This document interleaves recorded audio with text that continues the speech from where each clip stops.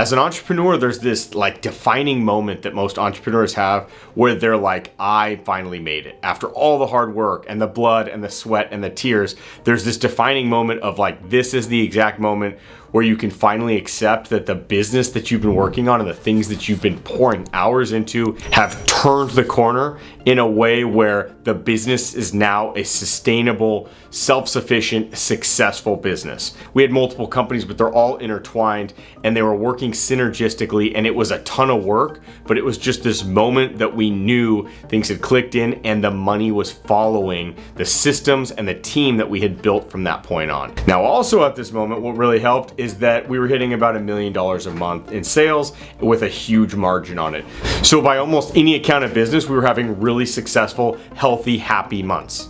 So that was my first big win as an entrepreneur, is knowing for certain I could build a business, I could build a team, we could train our team, and we could make some serious money in a competitive business. But the problem was, just like many great things, there's a trade-off for that. And because we had so much rapid growth and because we built the team a certain way, which is what the company needed from our experience at that time, the problem was it was not sustainable. The flip side of it was I was pouring myself into the business too much. So while we were hitting amazing numbers and we were achieving amazing things and the team was in place to some degree, we hadn't built certain things out in a way that truly would have taken us to the next levels from there. So in the end, that business was best packaged with a bow on it and ready for another company to take over that already had infrastructure and things built out that we should have, that we would have, that we could have. But we decided that that juice wasn't worth our squeeze and that somebody else was better suited for that and that we could get a premium in the marketplace. So it was better to sell that company. The second thing that I'm most proud of in entrepreneurship and in this journey that we've been on as a company and as a group is hitting that same level, but differently. Hitting that level where things are clicking, good money's coming in the door, there's a ton of growth, and we're doing amazing, but doing it while you have the team in place and have built the systems correctly hits completely different. It is a completely different level to be hitting big numbers and crushing it, but doing it the right way where people can still have lives and relationships and families, and you're not relying on 100-hour work weeks, but still hitting that level of success and growth. Because growth is still extremely important even if you're hitting good numbers. Now, doing it with Saint sustainably and strategically and knowing what we need to put in place at each step, right? Because entrepreneurship's a journey, and sometimes reaching success also has equal amounts of problems that you didn't foresee. But when you have the experience, you can move around those and build around those at those stages. It's been a blessing to be able to build an infrastructure that can grow to the moon in a marketplace and create a great work environment and an amazing, happy staff and team at the same time. That's definitely been the biggest blessing in my career. To build a company correctly, you must think in decades, and you must strategize and framework accordingly. Whether it's staff, systems, or sales, you must be able to visualize the whole. And that's where people with experience have the leg up, is that they know what it's supposed to look like and how it will be at scale.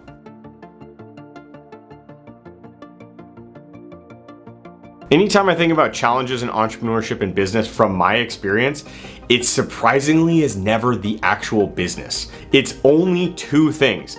It's people problems that are ongoing, because the bigger your staff gets, people problems seem to multiply with the way that people come together and work together, especially in fast-paced or high-stress environments where there's projects or things that raise the temperature. The other biggest challenge that people will continually run into if they don't plan accordingly is the market. The market's bigger than any individual skill set, and it's even bigger than any individual company. If you are fighting the market, plan to lose. I had to learn this the hard way. With people, what's nice is that it's your fault. Even though that's bad news, like you might have made some bad people decisions or some bad hiring, or maybe you didn't and something changed in that individual that made them not a good fit for the organization at that time. The good news is you can actually change that. So if you're in a leadership position in a company, whether that's as an entrepreneur, as a C-level executive, as a manager, etc., you have the ability to improve that in your own hands. You can do that. And the number one fix for the people problem that we've always dealt with is to make sure that the staff that you have today, whether that's somebody in a leadership position that you're evaluating or somebody as a frontline employee, all top to bottom. You must candidly evaluate if they're a good fit today, and also if they look to be a good fit in the future. If there's growth there, if they're a growth-minded person that will go with the company through the various phases. One of the biggest issues you'll see with hiring consistently is you take an amazing employee in one role and you go, well, they're an all-star, so we should bump them up. And then you bump them to a manager position that's above where they were at, because every company likes to hire internally. It's always the preference, right? But when you bump them up to a new level and they start stumbling and they start falling, you can never undo that. If they've stepped into a higher level position and they're failing at that position, whatever it is, if they're not making it work and they're not a good fit, it's heartbreaking because they were so great right here, right? And then you try to give them that next step up, but not everybody's ready for that. And not everybody has the skill set. So as an employer, your job is to give them additional training if they need it, but also know when to cut ties for the good of the bigger organization. We had to do that at our previous company multiple times. It was always heartbreaking, but it was for the best of the team, and those were tough decisions that were the right decision. The takeaway to keep in mind here is that you can't go back once you've bumped somebody up. There is typically no successful demoting somebody and having them just be completely okay and full morale and not having them spread that negativity to other team members, which is really the worst case scenario. You're almost always better off removing and replacing them with somebody that can fill that role, even if it's outside the organization, which sucks. When you're dealing with market issues, which are trends that are much bigger than you or dynamics that are much bigger than your company, the solution is you must find what specifically you are being limited by in the market. Are you being limited by revenue where there's just not enough to go around? Are you being limited by a ceiling where the complications get so big that you can't go beyond a certain ceiling? That does happen in certain industries with certain business models. For us, what we learned was that we hit a ceiling hard. When we bumped into that ceiling, we thought the solution was to add additional companies so that they could all hit that ceiling, but the gross revenue would be higher because each company would be successful. Instead, what we found was that the market dynamics were actually slowly lowering that ceiling. The ceiling was crushing all of the companies, and we thankfully got out ahead of it. But what we learned and what the big takeaway was that it didn't matter if we were the best operators in the world. The ceiling of that industry with really robust compliance constraints, with really massive changes ongoing in that space, and competition piling into the industry. Between those three things alone, it really started to thin margins very quickly. What we realized was the future road was not going to be better than the past.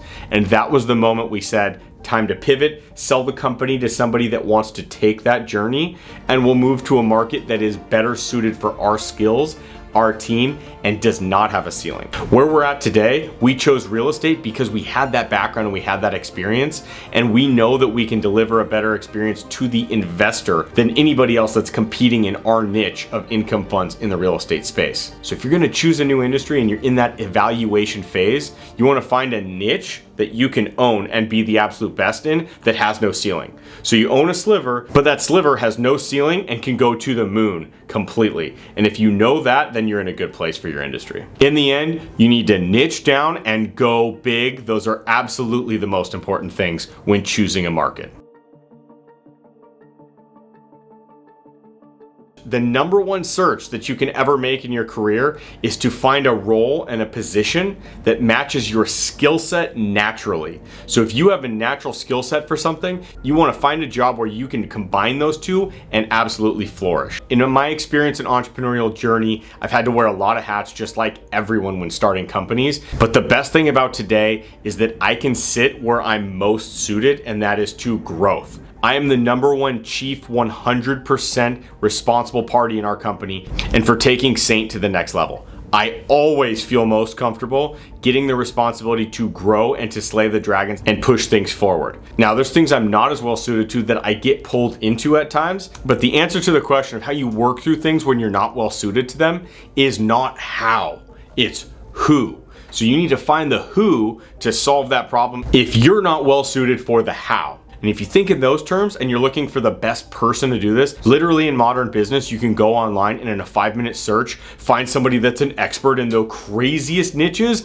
that anything you don't want to do, there's somebody that's a level 9,000 at that skill. So find the people that are good at what you're not. When you're in a founder role of a company, especially a small to mid-sized business that's already gotten through the startup phase, there's this amazing ability as a founder that you have to put yourself into a role that's high leverage for the business where you're also best suited. The issue is if you're not careful, you end up getting away from your strengths and moving into a little bit of everything and being like a jack of all trades leader, which is actually extremely dangerous at later stages past the startup phase. That said, the business has to be managed and you still have to be close to the performance. So how do you do both? How do you not get involved in tasking and micromanage and be over involved in certain things that you're not suited to while still being so close to the numbers and the business and the operations and the systems that manage success? The answer is managing by KPIs, key performance indicators. And it's in each piece of the business, you must know what the most important metrics are that you need to keep an eye on to define success. Because if you define success,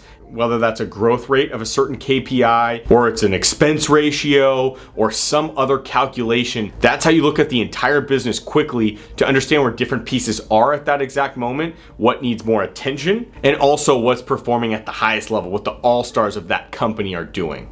Early on in startup mode, when there's only several people, well-managed KPIs are the single biggest differentiator between successful businesses and businesses that have lost their direction and don't have a clear, efficient path to where they're trying to get. The truth is, I love what I do every day because I chose it. The first time around starting a large-scale business, every single day I get to work on investing full-time. Investing is a weird career because at the end of the day, it's something that evolves over time. This is the perfect environment for my personality because it's something new every single day. We get to go after huge deals, evaluate big things, and be close to major transactions while they are happening. Truthfully, even from the start of business, my mind was always set on working on the biggest and the best things. So every deal and everything that we focus on and every discussion and every negotiation, it feels heavy, it feels significant. And with the team we have in place, it's exciting because I know we're gonna deliver on it. And that's what I love most about what I do on a daily basis. Company culture is something that sets apart the businesses that are put together without forethought and without a pre-designed plan, and then the businesses that know exactly what they need to do and the type of people they need to bring in for key roles in order to perform at the highest levels and achieve something really, truly amazing and unique. That team of A-team players, the top talent that want level 10 opportunity, and in a position where you're going after that level 10 opportunity, that is the work environment where A players want to be, and that's the work environment I want to be surrounded with. Because the air is very thin when somebody's operating at an extremely high level, and it's often lonely when they're the only person in an organization and they want to go to the top and other people around them are not interested in that. So that person, that A player, needs to be surrounded by other A players. But something magical happens if you put those A players together and everything multiplies. And the production of those teams are much greater than the sum of their parts. But that team together can come up with X times 1,000. Being part of those moments where things are clicking in and an amazing group is creating something amazing is extremely unique in business. That's what I'm trying to be around all the time. When we as a company look for players, we're looking for unique skill sets. We're looking for somebody that wants to operate at the top, and we're looking to put those people together because we know that not only does it boost all of their morale and all of their output, it also boosts management and leadership because everybody steps up. When there's new people and they're doing amazing, the whole team gets better.